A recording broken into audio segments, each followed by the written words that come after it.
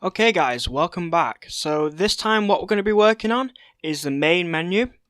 Every good game needs one, and so it's important that we get this established pretty early on. It doesn't need to be advanced, but as long as something's there. We're also going to work on an options menu in-game, so a pause menu, whatever you want to call it, just so we can exit to the main menu if we need.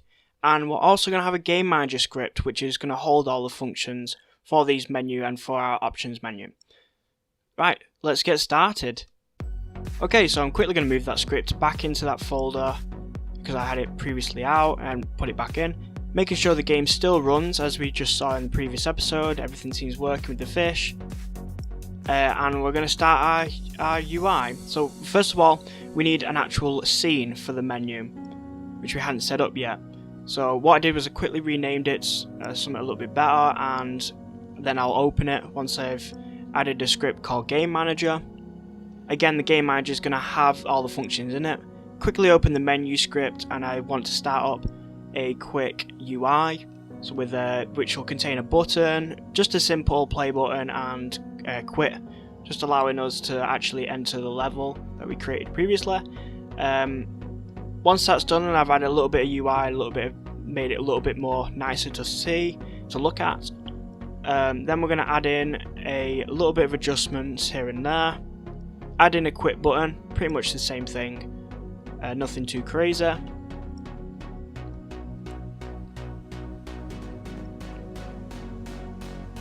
And then what I'd do is I click on, but we want to have the game manager available.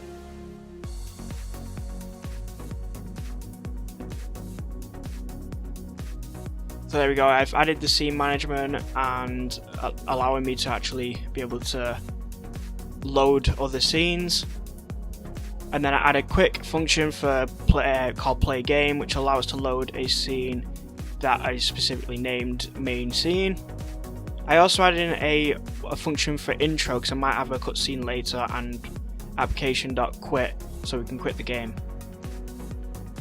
We'll keep it as simple as that for now, but Game Manager will be used quite often later on for lots of other functions that are considered loading and considered outside the actual game gameplay. There we go, set up the object and gain the function so I can call them when the button's clicked. And then change the hover to make sure it works. When I press play, it loads up the game fine, there's no issue. Everything seems to be working. Quickly fix a name issue because it wasn't quite working yet, and then add it to the build. Now I create a new script, and what this script is going to be is the options menu, or the pause menu, however you want to call it. Basically it's a menu that's going to be running the game, which will allow you to exit, and in the future save. So we want to get the game object player hub. I called it player hub, but it's actually player HUD. Bit of a mistake there. Then I create a game object for the options menu, and I add the bool which will allow me to turn it off and on to hide the actual UI. So all I'm doing is setting it active. You can always just get the component and turn the component off and on, but I actually decide to just turn the set active on and off. Then I use the escape key, which won't work, and I've forgotten that at this moment. But of course, I remember it later and realise that I need to actually code into the project settings. So as you see, when we've pressed that button and the hide other is true, it'll set the HUD false and bring up the UI. Otherwise, we'll set it to false and it'll allow us to turn it off. And then re-enable the player's HUD. There you go, I've noticed the issue now and I've set it to player HUD. So I created the player HUD game objects and then put all of the player HUD UI into it so I can turn it off and on. And then I quickly create a quick design for the UI. Again with just simple buttons for resume and main menu.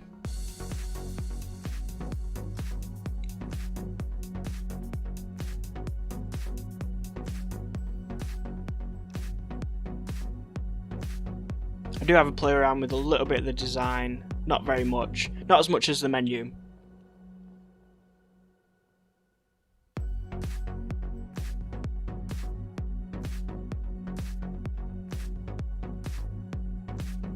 I created a function there for a close menu specifically for the resume button. And then again, add the game manager object so that I can get the functions from the scripts that are on it. And I quickly create a function in the game manager called back to menu, which will allow me to close.